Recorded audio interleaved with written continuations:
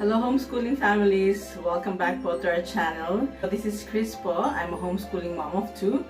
We've been homeschooling since 2020.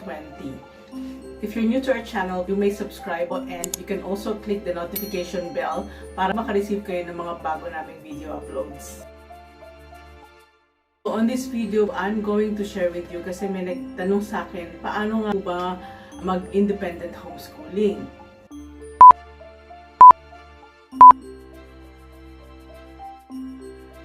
Paano nga po bang mag-independent and ano bang dapat nyong malaman bago po kayo mag-decide na mag-independent homeschooling? I think I've mentioned on my several videos po na hindi po para sa lahat ng homeschooling kasi you have to consider a lot of aspects sa life nyo. Consider po of course yung lifestyle nyo, yung trabaho nyo, yung time po, yung commitment, kung anong kids needs, kung ano po yung bagay sa kanilang approach, or kung bagay pa sa kanila itong pag-homeschooling or kaya ba nila yung homeschooling or are they gonna be happy about it? And you need to ask yourself, why do you want to homeschool?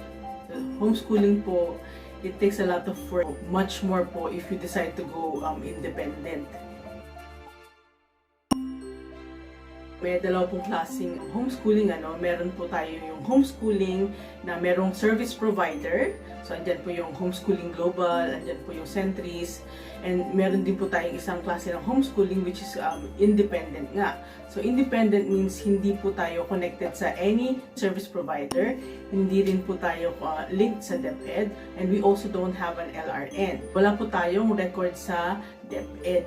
Last year, I created How to Homeschool series. So, pwede nyo pong panoorin yun. I'll share po the link on the description box para mapanood nyo rin yung information about it. There actually compared yung homeschooling with service provider at saka yung independent homeschooling. So, after this video, check out yung homeschooling series na yun. Marami po akong i-share na information from the start po hanggang dun sa pagtatapos po namin sa homeschooling with the service provider. When we decided po mag-independent last year, we took in consideration po yung family status namin, yung financial capacity po namin. Yun din po yung recommendation ko sa inyo, no? Before you start with homeschooling or sa independent homeschooling, you please need to really assess yourself. So you need to assess your family, yung lifestyle nyo, yung capabilities nyo, yung time nyo pwede ibigay, yung commitment na maibibigay nyo dito sa big decision na ito. Kasi marami po parents talaga na gusto mag-homeschool, kaya lang hindi po match or hindi po tugma dun sa lifestyle nila. Halimbawa, yung mga parents na nagtatrabaho, like both parents po nagtatrabaho, medyo mahihirapan po talaga na sila, honestly speaking, kasi syempre pagod na sila after work. They only have like limited time siguro on weekends. I really think that when you decide to go homeschooling, kailangan andun po yung commitment. Lalo po pag independent kasi lahat po ikaw ang gagawa. Hindi ka gaya ng may service provider ka, kahit pa paano meron kang coach na nagtuturo sa'yo, nag-guide sa'yo. Pero pag nag-independent ka kasi, so you have to study and study and study continuously. Like what I did a lot of research, and then of course I assessed my family. Inassess ko rin yung anak ko kung ano bang mga kailangan nila or anong tingin kong dapat i-improve nila. Assessment po, very important. And then of course, you need to also understand the risk. Kasi dito pag nag-independent ka, hindi po tayo linked sa DepEd. And then of course, pag wala kang service provider, that means you won't have an LRN. So, ito po yung learner's reference number. Mahirapan po tayo just in case we want to go back to a traditional school. What is PEPT po? PEPT po is a Philippine Educational Placement Test. So, ito po yung nag-a-assess sa bata kung papasa po siya dun sa level na gusto niyang pasukan.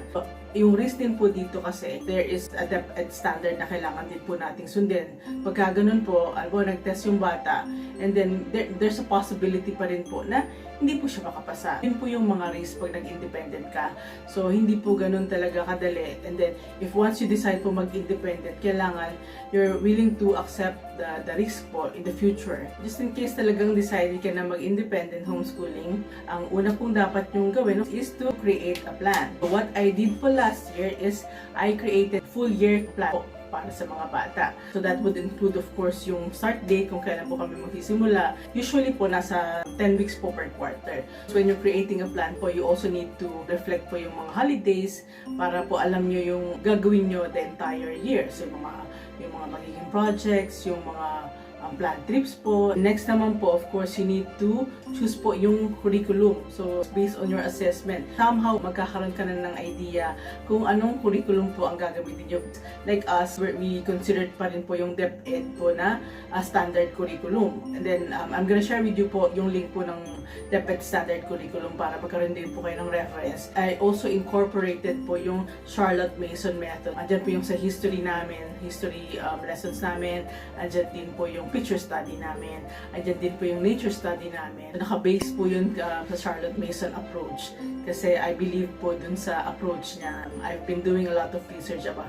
So I'm not really an expert about the Charlotte Mason method. No? I'm still learning and I'm continuously learning po dito po sa journey namin as independent homeschoolers. So once you finalize your curriculum and ano yung mga gusto nyong i-add dun sa curriculum nyo, you have to purchase your materials. So that includes the books or yung any other materials na gusto nyong idagdag. Like for us po last year, one of my goals is for them to learn how to play piano. And after po nun, of course, you have to set up din po yung learning area po ng mga bata. Consider safety, pagdating sa area nila, sufficient lighting po, at saka yung comfortable table and chair po na set up para sa mga bata. So after po creating a year plan, now you need to do naman po yung curriculum mapping, meaning you have to start planning or putting into writing yung mga bagay na gagawin nyo. Like yung daily schedule, yung weekly schedule, yung monthly schedule. Kailangan nyo pong i-specify din po dun sa mga sheets nyo na ipe-prepare kung ano pong gagawin nyo sa isang araw, kung anong mga subjects na titake nyo, kung anong oras. So nasa sa inyo pa rin po. So depende po kung ano yung fit dun sa family lifestyle nyo po. Kasama rin po sa curriculum mapping nyo is of course yung quarterly assessment at saka yung magiging test po nila every quarter.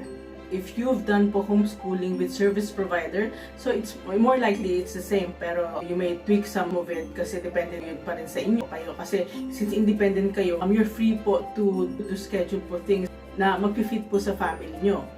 Yun po yung beauty ng homeschooling, lalo sa independent homeschooling kasi you have the freedom to schedule things, you have the freedom to choose lessons for your kids. And one of my goals pa rin po, syempre, since nag-homeschool ako, yung character development ng mga bata. Kasi I believe character first before intellectual development nila. Kasi once you build na po yung character ng bata, hindi na po kayo masyadong mahirapan sa pag-aaral nila kasi they would initiate po yung love po nila sa studying, and then of course they would understand po yung importance po ng studying. I really believe po talagang dapat focus po mainly sa character ng mga bata. Second na lang para sa akin yung intellectual. The priority is really to help them and to guide them.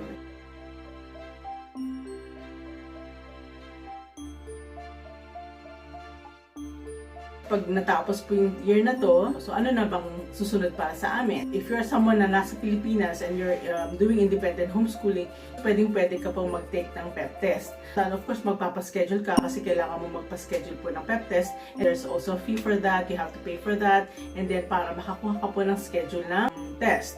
So, yun po ginagawa po sa pinakamalapit na DepEd na office kung saan po kayo located. Since kagaya namin, na nandito kami sa UAE, so of course there's no way we can take the PEPT test, no, unless umuwi kami.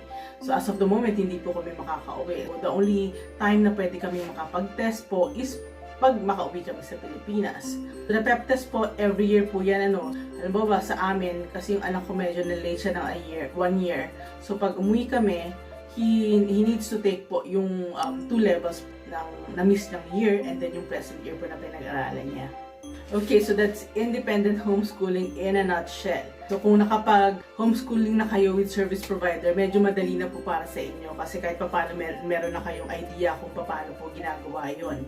Though I've heard na ang DepEd with the help of PEPT is working on making PEPT test po available online. Wala pa po tayong update doon. Hopefully soon, magkaroon po sila. And then, of course, there will be requirements on that. So I'm not really sure kung magiging okay po pag sa mga OFW or sa families po based abroad. For more information po on how to homeschool, you may watch yung How to Homeschool series po. I'll share po the link at the description box po. Thank you so much po sa pakikinig. I hope we've given you clarity tungkol dito sa pag-independent homeschooling. That's all for today's video. Thank you so much for watching the video, and if hindi pa po kayo nakapag-subscribe sa channel namin, please do subscribe po, and also you can click the notification bell button po para makareceive po kayo ng mga notifications every time mag-upload po kami ng mga bago naming videos. And also please share din po and like this video. Stay safe po everyone, and happy homeschooling po.